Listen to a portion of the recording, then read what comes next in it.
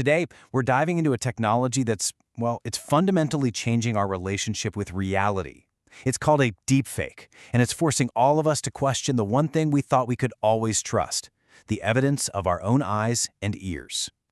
I mean, really think about that for a second. What happens when a video of a world leader declaring war can be perfectly faked?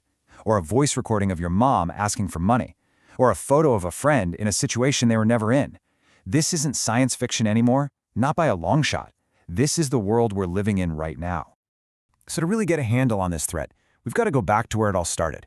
We need to look at what deepfakes actually are and how they managed to go from this obscure little corner of the internet to a massive global issue in just a handful of years.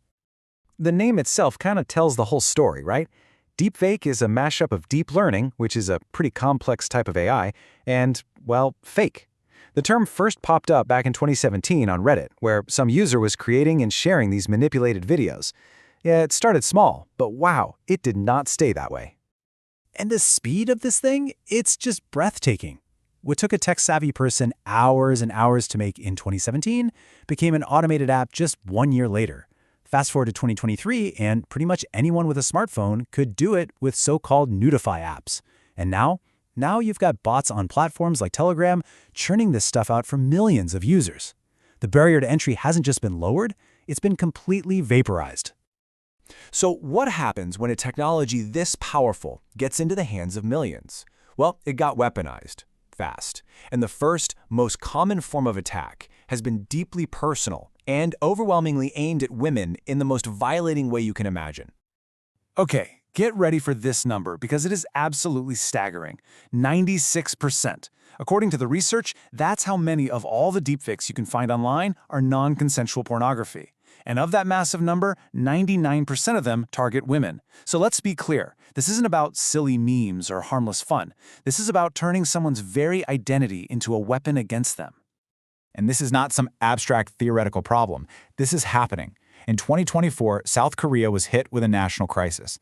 AI bots were creating explicit deepfakes of female students and even teachers.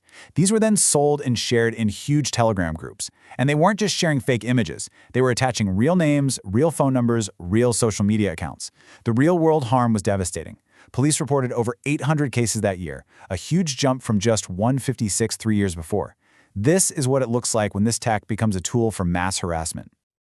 But as horrifying as those personal attacks are, that's just one side of the coin. The exact same technology is now being used on a global scale, and this time, the target is even bigger: the very integrity of democracy. This quote from the Global Investigative Journalism Network, it really just nails it. In a year with more elections happening around the world than ever before, deepfakes have become an incredibly powerful weapon for anyone looking to cause chaos, spread lies, and just completely erode our trust in the democratic process itself. Now, you might be thinking of fake videos, right?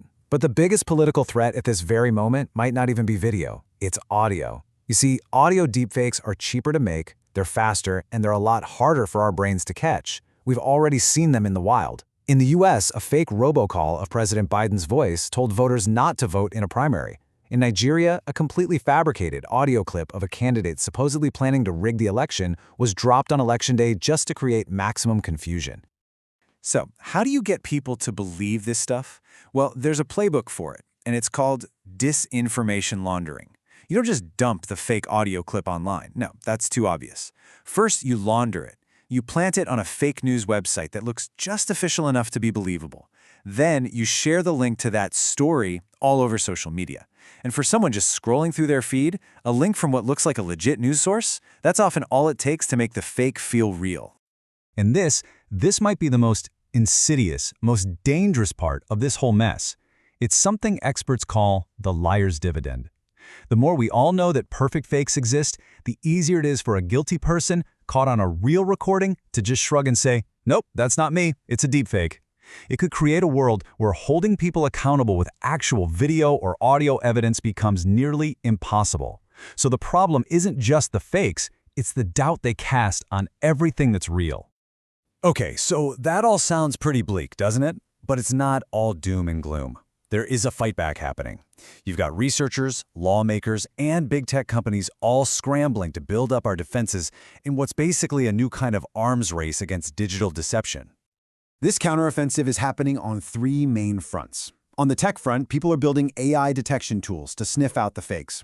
On the legal front, countries around the world are passing tough new laws. We're talking real prison time. And on the platform front, companies like Google and Reddit are finally starting to ban this malicious content. Every front is absolutely crucial, but the truth is, no single one of them is a silver bullet. And that really brings us to the heart of the matter. As we've seen, the real danger here goes way beyond any single fake video or audio clip. The true long-term damage is the slow, creeping erosion of our shared sense of reality. It's a technology that encourages a world where every piece of digital evidence is suspect, and where trust itself becomes the scarcest resource we have.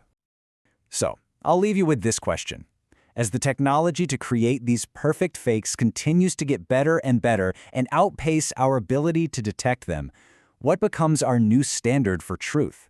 When seeing is no longer believing, what do we anchor ourselves to? That, right there, is the deepfake dilemma.